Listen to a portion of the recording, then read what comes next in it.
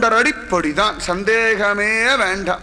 முதலையும் பக்தி பண்ணும். இங்கு கேரளாவில் ஒரு முதலை, இதெல்லாம் கூட டிவியில் காமிச்சது தான். ஒரு சிவன் கோவிலில் ஒரு முதலை இருக்கு, எதை போட்டாலும் சாப்பிடாது. அந்த பெருமாள் சிவபெருமானுக்கு நிவேதனம் பண்ண சாதம் கொடுத்து அதை மட்டும் வாங்கி பக்கத்தில் போய் போடுறார். முதல்ல பக்கத்தில் யாரா மனுஷன் போவானா? அது தேமேன்னு இருக்கு, அழகாக ஒரு வாயில் போட்டு அதை சாப்பிட்டு அது பாட்டுக்கு சுற்றின்னு இருக்கு. குளத்தை இறங்குறவால ஒன்றும் இல்லை, ப்ரூஃப் இருக்கு, மீடியாலே காண்பிச்சிருக்கா. நான் எதையுமே ஜாஸ்தியாக சொல்லவே இல்லை, எல்லாம் சத்தியமாக பெருசாக அதை எடுத்து டிவியில் ஒரு செய்தியாகவே சொன்னார்கள். இதெல்லாம் அது வேறு எதையுமே சாப்பிட்றதில்ல. இல்லை மீன் அதெல்லாம் கிடைச்சா கூட சாப்பிட்றது, அது பாட்டுக்கு வெறும் பியூர் சைவம். நிஜமாவே அழகாக பியூர் வெஜிடேரியன் அப்படி சொல்லணும், பியூர் சைவம் சொல்லக்கூடாது, பியூர் வெஜிடேரியன். சிவபெருமானுக்கு நிவேதனம் பண்ண அந்த அன்னம் மட்டும் சாப்பிட்டு இருக்கு, பல வருஷமா உயிர் வாழ்ந்திருக்கு. அவ்வளோ பெரிய முதல்ல, அவ்வளவு பெரிய முதல்ல. இதெல்லாம் இந்து தர்மத்துடைய சத்தியங்கள், சத்தியங்கள். அதெல்லாம் நிறைய உண்டு. ஏதோ அப்பப்போ டிவிக்காரர்கள் தெரியுது, அவ்வளோதான் பாவம். அதை மட்டும் எடுத்து காமிச்சுடுறான். லைனாக இருக்கு உலகத்தில், எந்த மூலையில் போனாலும் இருக்கு. அத்தனை சிரேஷ்டம். அந்த மாதிரி பக்தி பண்ண சொல்லக்கூடிய ஒரு தர்மம் சனாதனமான ஹிந்து தர்மம். இந்த திருப்பதி பெருமாள் அப்படிதான். குலசேகர சொல்ல, எனக்கு ஒண்ணுமே வேண்டாம், குறுகாய் பிறப்பேனே. இந்த தூத்துக்குள்ளே திருநெல்வேலி போகிற வழியில் பார்த்தா நிறைய அந்த குறுகா உட்காந்துருக்கும், அங்கங்கங்கங்க இந்த நாரபட்சி. பார்க்கும்போது தான் குலசேகர தியானம் தான் வருது. ஊனேறு செல்வத்து உடன் பிறவி ஆண் வேண்டேன், ஆனேறு ஏழ் வென்றான் அடிமை திறமல்லார், கூனேறு சங்கம் இடத்தான் தன் வேங்கடத்து கோனேறி வாழும் குறுகாய் பிறப்பேனே. குன்றமேந்தி குளிர்மழை காத்தவன் அன்று ஞாலம் அளந்தபிரான், பரன் சென்று சேர் திருவேங்கட மாமலை ஒன்றுமே தொழ நம்பினை ஓயுமே. இந்த திருவேங்கட மலைய தொழுதாலே நம்முடைய வினைகள் எல்லாம் ஒழிஞ்சு போயிடும். அவ்வளவு சிரேஷ்டம் திருமலை. இந்த 7 மலையும் இந்துடைய மலை, இந்து மலை. ஒவ்வொரு மலைக்கும் ஒரு பெயர் உண்டு, ஒவ்வொரு மலைக்கும் புராண வரலாறு உண்டு. இந்த 7 மலைகள் ஏறி இறங்கி போய் பாலாஜியை பார்த்து ஆசனால பரம சந்தோஷம்தான். ஆச்சரியமான பெருமாள் தான். என்ன கூட்டம், என்ன ஜனங்கள், எத்தனை பேர் மொட்டை அடிச்சுக்கிறான் அந்த பெருமாள் இடத்துல. அசாத்தியமான பெருமாள். அந்த பெருமாள் இடத்துல அற்புதமான பக்தி. ஹாத்திராம் பாவாஜின்ற மகாத்மா. இன்னையோட கதை இப்போதான் ஆரம்பிக்கிறது. இது வரைக்கும் நேற்று கதை தான் ஓடிட்டு இருந்தது. எப்படி முடிச்சிடும் எல்லா கதையும். ஒரு நாளைக்கு 11 மணி வரைக்கும் உட்கார வச்சாலும் முடிச்சிடும், சந்தேகமே வேண்டாம். நிறைய அனுபவிப்போமே, நல்லா அனுபவிப்போமே. ஹிந்து தர்மம் தானே நம்ம தர்மம். சும்மா அப்படி சுருக்கி ஏதோ கதையை ஓட்டின்னு போகிறதா ஆசை இல்லை. அப்படி நன்னா இது என் தர்மம். அடுத்த வாட்டி எங்கேயாவது கேட்டால் நீங்களாம் எந்த கதையே சொல்லணும். அதுக்கு அவள் நிதானமாக சொல்லிட்டு இருக்கு. பேர் முதற்கொண்டு நிகழ்ச்சி முதற்கொண்டு எல்லாம் ஞாபகம் வச்சுண்டு தெருவா வீடு வீடா குழந்தைகளுக்கெல்லாம் வயசான பாட்டிகள் தாத்தாக்கள்லாம் இருக்கல. இப்போ தான் லீவு வருது, குழந்தைங்களாம் பிடிச்சி உட்கார வச்சு இந்த கதையெல்லாம் சொல்லுங்க. அப்புறம் அந்த குழந்தைகள்லாம் வந்து என்கிட்ட அந்த கதையை சொல்லணும். தப்பாக சொல்கிறதா சரியாக சொல்கிறதா பார்த்து பெரியவாளுங்க நாலு குட்டு வைக்கணும். குழந்தைகள்லாம் தெரிஞ்சுக்கணும், இளைஞர்கள்லாம் தெரிஞ்சுக்கணும். 1008 கதையை படிக்கிறா, சம்மந்தமே இல்லாமல் நாவல்கள்லாம் படித்து தொலைகிறா. தேவையே இல்லாத எதெல்லாமோ பார்த்துட்டு ஆஹா இது வசதி என்னம்மா கதை எழுதியிருக்கான். கொடுமை. வால்மீகி மாதிரி ஒரு வேதவியாசர் மாதிரி யார் எழுத முடியும்? சத்தியத்தை எழுதியிருக்கா. அதெல்லாம் கதை கிடையாது, சத்தியம். ஒவ்வொருத்தருக்கும் தெரியணும். ஹிந்து தர்மத்துடைய அவ்வளோ விஷயங்களும் ஒவ்வொருத்தரும் கற்றுக்கணும். நீங்கள் 10 விஷயம் கற்றுனாலும் இந்த 10 விஷயத்தை நல்லா கற்றுக்கணும். ஒவ்வொன்றா கற்றுக்கோங்க, தெரிஞ்சுக்கோங்க. நம்ம தர்மம், நம்ம தர்மத்தை பற்றி நம்ம தெரிஞ்சுக்க வேண்டாமா? தெரிஞ்சுக்கிறது எவ்வளோ சந்தோஷம், எவ்வளோ இருக்குது தெரியுமா? கோடிக்கணக்கில் இருக்குது. நாங்கள் சொல்கிறதும் ஒன்றுமே கிடையாது. ஏதோ ஒரு பெரிய கடலில் ஒரே ஒரு துளி எடுத்து அப்பப்போ தெளிக்கிறோம், அவ்வளோதான். பெருசு இந்து தர்மம். எல்லாத்தையும் தெரிஞ்சுனாலும் அசந்த நெஞ்ச நிமித்தி நடப்பேன். இந்து தர்மத்தை நன்னா புரிஞ்சுட்டா ஆச்சுன்னா நீங்கள் நடக்கிற நடையிலேயே இந்த பூனைக்குட்டி நாய்க்குட்டி இதெல்லாம் ஓடி போயிடும். சிங்கக்குட்டியை பார்த்து ஆச்சுன்னா மற்றதெல்லாம் மியாவுன்னு கத்தின்னு ஓடி போயிடும். யாரும் நம்மளை திட்டவே முடியாது. அதனால் அந்த நிதானம் நன்னா அனுபவிப்போமே. நம்ம தர்மம். நம்ம வீட்டில் ஒரே ஒரு செடி, அந்த ஒரு செடியில் ஒத்த பூ பூத்துருக்கோம். பூத்தாச்சு. அது அங்கேருந்து வாங்கிட்டு வந்தேன், 20 ரூபா கொடுத்து வாங்கிட்டு வந்தேன். தெருவில் வீசி எரிஞ்சுதாங்க, அது கொண்டு தொட்டியில் வச்சேன். அதை யாரையும் பெரிக்கவும் விட மாட்டேன், ஆன்னு பார்த்துட்டு இருப்பா. அதுதான் ஒத்த ரோஜா பூ பூத்துருக்கும், அது பெரிக்காமல் இப்படியே வச்சிருப்பா. அதுக்கப்புறம் 2 நாள் கழிச்சு ஊற்றுவோம். அந்த இலையை அந்த இதழெல்லாம் வேறு பத்திரமா எடுத்து வச்சுப்பா. நான் வச்ச செடி பார்த்து ஒத்த செடி ஒத்த பூ பூத்தாலே இவ்வளவு சுகம்னா கோடி செடிகள், கோடி விதமான மலர்கள், கோடி விதமான வாசம். அதுதான் சனாதனமான ஹிந்து தர்மம். பீத்திகர் நிறையவே இருக்குது நம்மக்கிட்ட. நம்ம யாரும் பீத்திக்க மாட்டேங்கிறதான் கஷ்டமே. அவ்வளவு இருக்கு விஷயங்கள். இந்த ஹாத்திராம் பாவாஜி அவர் ஒரு பூ. ஒன்று சண்பகம், இன்னொன்று சம்பங்கி, இன்னொன்று பவழமல்லி, இன்னொன்று தாமரை, ஒன்று துளசி, ஒன்று செம்பருத்தி, ஒன்று நித்தியமல்லி, ஒன்று ஜாதி மல்லி, ஒன்று முல்லை. என்ன இல்லை, அவ்வளவு இருக்கு. இந்த தோவாளை பக்கம் போயாச்சுன்னா அப்படியே கொட்டி வச்சிருப்பா பூவெல்லாம். தோவாளைன்னு இருக்கே பக்கத்தில் இந்த பக்கம் அப்படியே அந்த பூ இதில் பார்த்தோன்னா கொட்டி வச்சிருப்பா. அந்த மாதிரி இந்து தர்மத்தில் அப்படி கொட்டி வச்சிருக்கா. இது கிருஷ்ண பக்த கூட்டம், இது ராமபக்த கூட்டம், இது சிவபக்த கூட்டம், லைனா அப்படி கொட்டி கொட்டி கொட்டி கொட்டி கொட்டி வச்சிருக்கா. ஒவ்வொன்றும் ஒவ்வொரு அழகா இருக்கு. அசந்து போற மாதிரி இருக்கு, அதிசயிச்சு பிரமிச்சு போற மாதிரி இருக்கு.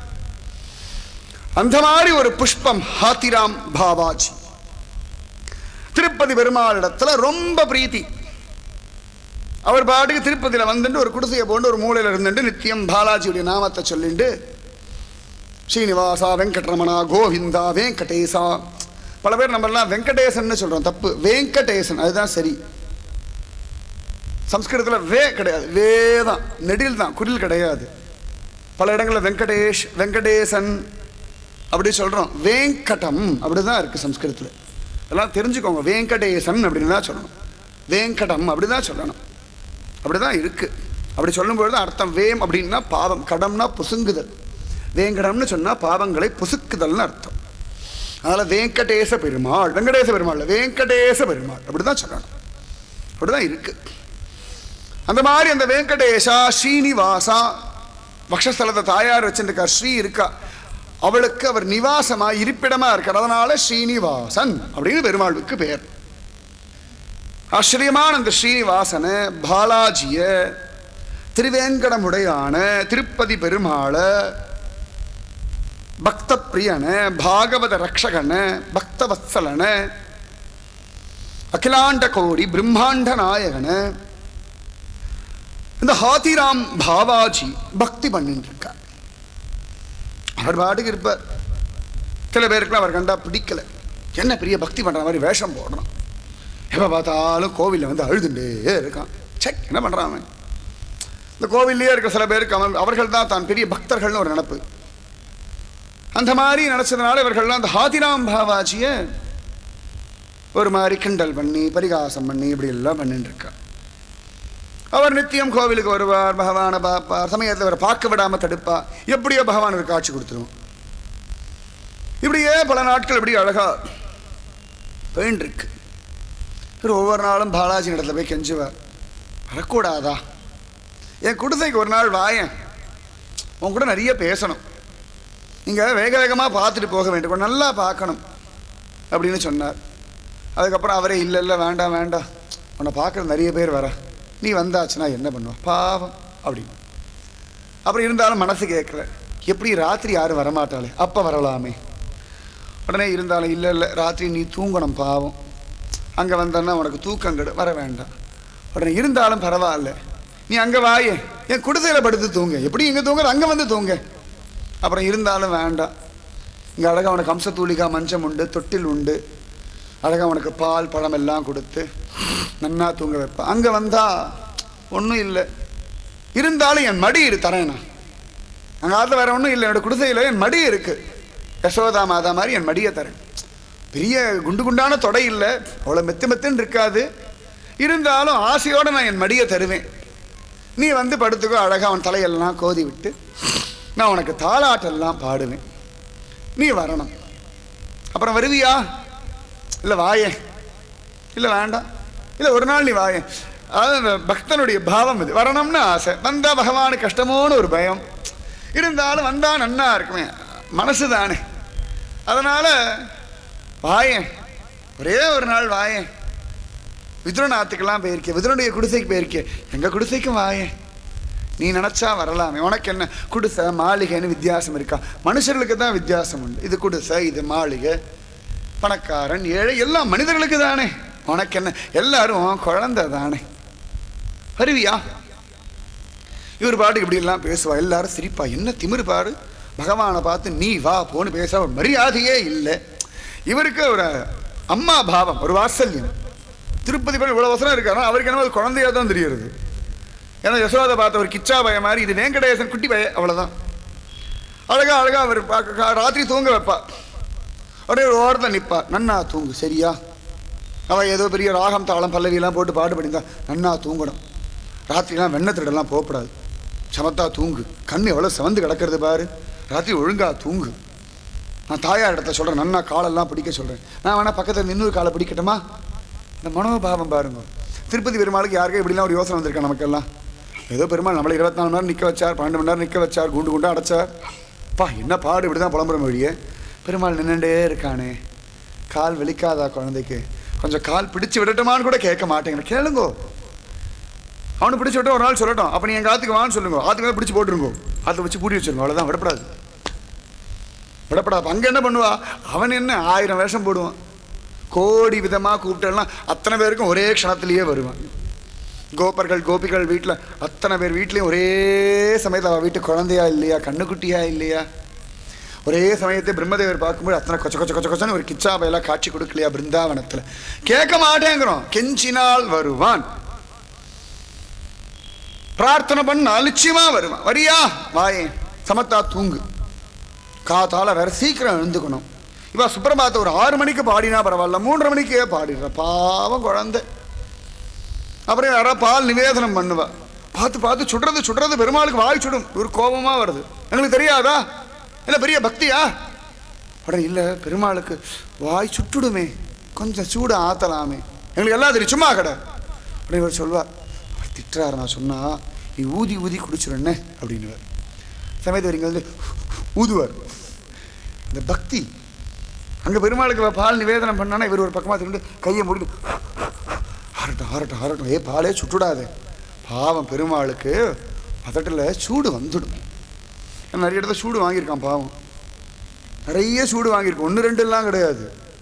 துக்காராமுடைய மனைவி ஆவலின்னு பேர்.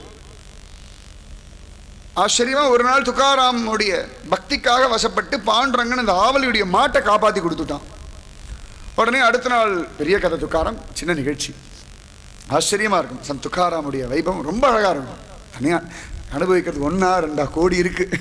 அனுபவிக்க ஆசை தான் வேணும். அப்போ உடனே துக்காராம் சொன்னார் மனைவியை பார்த்து, உனக்கு பாண்டரங்கன் தான் மாட்டை காப்பாற்றி கொடுத்துருக்கான். நீ சுத்தமான மனசோட எனக்கு 1 டம்ளர் பால் கொடுத்தேன்னா பாண்டரங்கனுக்கு கொடுப்பேன் அப்படின்ட்டார். இவனும் சரி போனா போகிறது, காப்பாற்றி கொடுத்துருக்கான், கூலி கொடுப்போம்னு சொல்லி 1 டம்ளர் பால் தானே கொடுத்தா.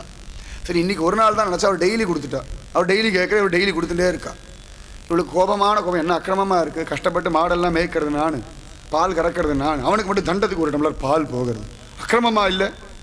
உடனே அவள் பார்த்தா, தன் குழந்தைய கூப்பிட்டா, ஏண்டி என்னமோ அவங்க அப்பா அந்த பால் குடிக்கிறது நடுவில் பிள்ளையாரெலாம் பால் குடித்தார் நம்ம ஊரில், அந்த பாலெல்லாம் குடிக்கிறதுன்னு சொல்கிறாரு அடி, நிஜமா?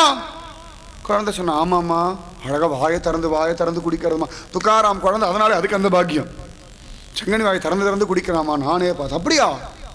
அப்போ நானே இன்னைக்கு போகிறேன். உடனே அவள் கிளம்பிட்டா. துக்காராம் இடத்துல சொன்னா, நானே இன்னைக்கு போய் உங்கள் பாண்டரங்கனுக்கு பால் கொடுக்குறேன். உடனே துக்காராம் கண்களில் ஆனந்த பாஷம், ஆஹா இவளுக்கு பக்தி வந்தாச்சு. அவள் கொதிக்க பால் எடுத்துகிட்டு போகிறா. இவருக்கு தெரியாது. அவள் போகிறா. இது முகமெல்லாம் பாவமாக எடுத்து, ஐயோ இவ வராளே, இப்போ பால் குடிக்கலைன்னா துக்காராம் அடிப்பா. வாயில் வந்தபடி எல்லாம் திட்டுவேன். ஏன்னா கரும்பு கொண்டவள் துக்காராம் அடிச்சிருக்கான்னு சரித்திரத்தில் காண கிடைக்கிறது. குடிச்சா எல்லாருமே இப்படி கொதிக்க பால் கொடுத்துருவா. இது ஒரு கஷ்டப்பட்டு பகவான் பாடு ரொம்ப திண்டாட்டம், நம்ம பாடு திண்டாட்டம் இல்லை. குடிக்கலைனாலும் பிரச்சனை, குடித்தாலும் பிரச்சனை. என்ன பண்ணுறதுன்னு தெரியல. தாயார் சிரிச்சா, நன்னா இருக்கு, லீலை பண்ணுங்க. பார்த்தார் பகவான், நேரண்டி இது உனக்கு யாரோ இந்த மாதிரி பண்ணுவா. உடனே அவ சிரிச்சா, எனக்கு யாரும் பண்ண மாட்டா, அதெல்லாம் நான் என் குழந்தைகிட்ட ஒன்றும் கேட்கவே மாட்டேனே அப்படின்னுட்டாவ. இவன் தானே பத்திரம் புஷ்பம் பழம் தோயம்னு கையெல்லாம் நீட்டுறான். அவன் கேட்கறதே கிடையாது. தாயாருக்கு பலமாச்சு. உடனே அவள் கொதிக்க பால் கொண்டு வர, என்ன பண்ணுறதுன்னு தெரியல. பகவான் இப்படி பார்த்தா, சரி குடிச்சு வைப்போம் அப்படின்னு நேராக போனால் சுட பால் அப்படி கொண்டு வாயில் இப்படி மோதினா, கொதிக்க செங்கனி வாயில நன்னா சுட்டுடுத்து. இதுக்கு துக்கம் நெஞ்சு அடைக்க முகத்தை இப்படி திருப்பிட்டு எடுத்து கொஞ்சம் இப்படி சாய்வார். ஆஹா நிஜம்தான், இது பாலெல்லாம் வேற குடிக்கிறது. அப்புறம் அவளே நினச்சா, ஆமாம் வீடாக தென்னை வெண்ணையும் பாலையும் திருடி குடிச்சவன் தானே, நல்ல வேலை ஏதோ 1 டம்ளர் பால் நான் நித்தியம் கொடுத்துருன்னு எங்கள் வீட்டு பக்கம் வந்து திருடாமல் இருக்கான், சந்தோஷம். அப்பாடா, ஓ பரவாயில்ல, இன்னைக்கு கூட பாதி தான் பால் குடிச்சிருக்கான்னு எடுத்துன்னு வந்துவிட்டேன். இங்கே உதடு சுட்டு புண்ணாயிடுது குழந்தைக்கு. உடனே உதடு இப்படி பிதிக்குன்னு துக்காராம் முன்னாடி காட்சி கொடுத்தான். துக்காராம் அப்படி பார்த்தாரு, என்ன ஆச்சு பாண்டுரங்கா, உதரெல்லாம் என்ன கருத்து போச்சு கேட்ப நீ? நான் உன்னை பால் நான் கேட்டேன், நீ தானே கொடுத்த, நீ கொடுக்க தானே குடிச்சுன்றேன்னு. ஆமாம், என்ன ஆச்சு? இன்னைக்கு யார் உன்னை ஆவலிக்கிட்ட பால் கொடுக்க சொன்னா? நான் கொடுக்குற, அவளாதான் கொடுக்குறேன். நான் சந்தோஷமா? உனக்கு சந்தோஷமா? உதட்ட பார் புண்ணு. இப்படி ஒரு பால் இது வரைக்கும் நான் குடித்ததே கிடையாது, இனிமேல் குடிக்கவும் மாட்டேன் அப்படின்னு சொன்ன உடனே ஒரு துக்காரம், ரொம்ப துக்கம். உடனே பாண்டகன் உதட்ட தடவி ஒரு பாட்டெல்லாம் அபங்கம் எல்லாம் பாடி அதுக்கப்புறம் ஒரு புண்ணு ஆறித்து. ஆனால் இன்றைக்கும் அந்த தேகுவில் பார்த்தோம்னா இந்த பாண்டகன் முகம் மட்டும் கொஞ்சம் லைட்டாக அப்படி திரும்பி தான் இருக்குது, இன்றைக்கும் இருக்குது. சாட்சி பகவான் பின்னாடி வர ஜனங்களுக்கு தெரியணுன்றதை கொஞ்சோண்டு. இன்றைக்கி யாராவது தேகு போனேல்லாம் பாருங்கள், தேகுன்றது பூனா பக்கத்தில் இருக்குது, துக்காராம் பிறந்த ஊர். கொஞ்சோண்டு அந்த முகம் மட்டும் லைட்டாக அப்படி திரும்பி இருக்கும், அது கோச்சின்னு இப்படி திரும்பிட்டு இருக்கு. ஆச்சரியம். உடனே அவள் வந்துட்டா. உடனே திட்டினார் துக்காராம், என்னம்மா இப்படியெல்லாம் நீ பண்ணியிருக்காய்? உடனே அவள் கோபமாக திரும்பி பார்த்தா. காட்டுத்தீயை குடித்தவனுக்கு சுட சுட பால் குடிக்க முடியாதான்னு கேட்டு உள்ள போயிட்டான். இந்த பாகவதம் கேட்டால் தப்பு தப்பாக கேட்குறதுன்னு ஒரு கூட்டம் இருக்கு. காட்டுத்தீயை குடிக்க முடிஞ்சவனுக்கு, நெருப்பையே குடிக்கிறவனுக்கு, அக்னி அபிஷேகத்தையே அப்படியே குடிக்கிறவனுக்கு ஒரு சின்ன சூடு பாலை குடிக்க முடியாதா? உடனே அவள் கேட்டா. துக்காராம் தலையில் அடிச்சுட்டார், இவளுக்கு பக்தி எப்பயா வந்தா தேவலன்னு வருத்தப்பட்டார். அப்படி சூடு வாங்கின பெருமாள், அதனால இவருக்கு அதெல்லாம் பயம். பெருமாளே பாய் சுட்டுட போகுது. உடனே பகவான் சொல்லுவான், இல்லை நானே ஊதி குடிச்சுட்டேன், ஆறி போயிடுத்து. நல்லா ஆறிடுத்தா? ஆமாம், ரொம்ப ஆறி போயிடுது, கொஞ்சம் சூடு இருந்தால் நல்லா இருக்கும். ஏன் பிரபு, பார்த்து ஊதி ஊதி குடிக்க வேண்டியது தானே? உடனே பெருமாள் சொன்னார், நான் கொஞ்சம் ஊதினேன், இன்னொரு பக்கம் நீ ஊதின, ரெண்டு பக்கம் ஊதி ஆறி போயிடுது. யாரோ ஒருத்தர் ஊடினா ஓரளவுக்கு சூடு கம்மியாகும், குடிக்கலாம். நீயும் ஊதி, அடடா அதிகமாக ஊதிட்டேனோ, சரி இனிமேல் ஊதலை. உடனே பகவான் சொன்னல, இனிமேல் நீயே ஊது, நான் ஊதலை. பக்தி பக்தி பக்தி பக்தி, இந்த மாதிரிலாம் அனுபவிக்கணும் பகவான், இப்படியெல்லாம் அனுபவிக்கணும். சமயத்தை எங்கேயா கோவிலில் பெருமாள் கோவில் பிரசாதம் கொடுக்குறோம், கொஞ்சம் உப்பு ஜாஸ்தியாக இருக்குன்னா, அடடா பெருமாளே உனக்கு உப்பு ஜாஸ்தியாக தேவைப்பட்டுதான் இன்னைக்கு, அப்படி கேட்கணும். மற்றக்கு இப்போல்லாம் கை பக்குவமே சரியில்லை, இப்போல்லாம் அவர் கவனமே இல்லை. உப்பு ஜாஸ்தியாக போட, ஒரு நாள் கம்மியாக போடுறார். அப்போ கூட சாப்பிட்டானே, பெருமாள் சாப்பிட்ருக்காரு, பகவான் சாப்பிட்ருக்காரு, சரி பகவானுக்கு இன்னைக்கு உப்பு கொஞ்சம் ஜாஸ்தியாக தேவைப்பட்டிருக்கு போல இருக்குது. திருமந்த நகர் ஸ்பெஷலாக கேட்டிருக்காரோ என்னமோ. எல்லாரும் உப்பளம் வச்சிருக்கால, மழையை நிறுத்தேன்பா, நிறைய உப்பு கொடுக்குறோன்னு வேண்டின்னு இருக்க. உடனே பகவான் அதுக்கு ஏற்ற மழையை நிப்பாட்டு. அவர்களும் ஆச்சரியமாக ஆனந்தமாக மானசீகமாக உப்பாக கொடுக்க. அன்றைக்கி பெருமாள் கொஞ்சம் உப்பு ஜாஸ்தியாக போட்டு சாப்பிடும். அவருக்கு பிடிச்சிருக்குன்னா சாப்பிட்டுட்டு போகட்டுமே. அப்படியே சாப்பிட்டா, பிரபு கொஞ்சம் உப்பு ஜாஸ்தியாக இருக்கு, கொஞ்சம் தண்ணி வேணுமா அப்படின்னு கேட்கணும். அதுதான் பக்தி. மீதி கதை நாளைக்கு. ராதே கிருஷ்ணா. ராதே கிருஷ்ணா கிருஷ்ணா ராதே, ராதே கிருஷ்ணா கிருஷ்ணா ராதே, ராதே கிருஷ்ணா கிருஷ்ணா ராதே, ராதே கிருஷ்ணா கிருஷ்ணா ராதே.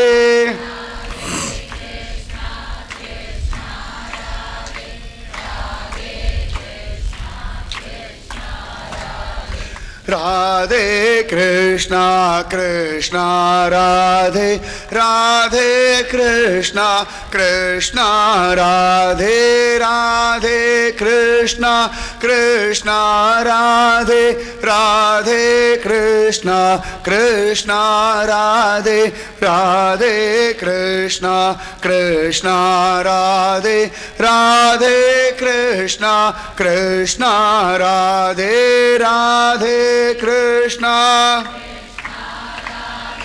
ராதே கிருஷ்ணா கிருஷ்ணா ராதே, ராதே கிருஷ்ணா கிருஷ்ணா ராதே, ராதே கிருஷ்ணா கிருஷ்ணா ராதே, ராதே கிருஷ்ணா கிருஷ்ணா ராதே, ராதே கிருஷ்ணா கிருஷ்ணா ராதே, ராதே கிருஷ்ணா கிருஷ்ணா ராதே, ராதே கிருஷ்ணா கிருஷ்ணா ராதே. जय सद्गुरु महाराज की। समस्त भागवदल को गोविंद नाम संकीर्तनम। जय जानकी कांत स्मरणम गोपिका जीवन स्मरणम ஆழ்வார் திருவடிகளே சரணம். ஆண்டாள் திருவடிகளே சரணம். எம்பெருமானார் திருவடிகளே சரணம். சர்வம் குருவர்ப்பணம். ஜெய் ஸ்ரீ ராதே கிருஷ்ணா சத்சங் கி ஜெய். ஸ்ரீ பூஜ்ய ஸ்ரீ ஸ்ரீ அம்மாவுக்கு ஜெய். ஸ்ரீ பாரத் மாதா கி. லோகா சமஸ்தா லோகா சமஸ்தா சுகினோ பவந்து. லோகா சமஸ்தா சுகினோ பவந்து. ஓம் சாந்தி சாந்தி சாந்தி. ஜெய் ஸ்ரீ மகாத்மா ரகு கேவட் கி. जय श्री महात्मा हाथीराम भावा जी की. जय श्री हिंदू माता की. राधे कृष्ण.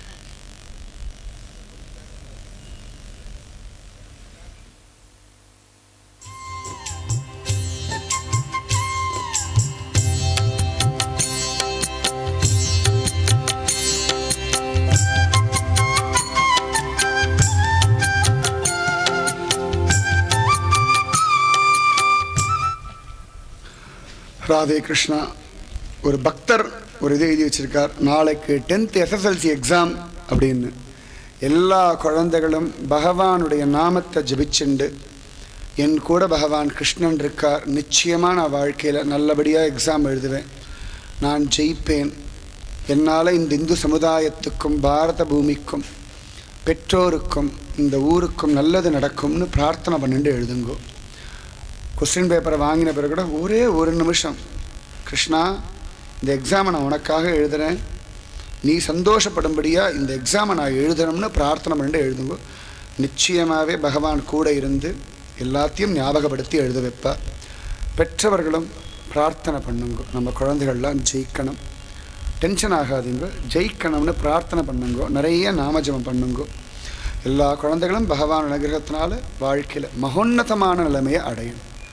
அதற்கு பகவான் ராதையும் கிருஷ்ணனும் குருஜி அம்மாவும் உத்தமமான மகாத்மாக்களும் சத்தியமாக எல்லாரும் ஆசீர்வாதம் பண்ணுற அந்த ஆசீர்வாத பலம் நிச்சயமாக குழந்தைகளுக்கு நல்லது பண்ணும். ராதே கிருஷ்ணன்.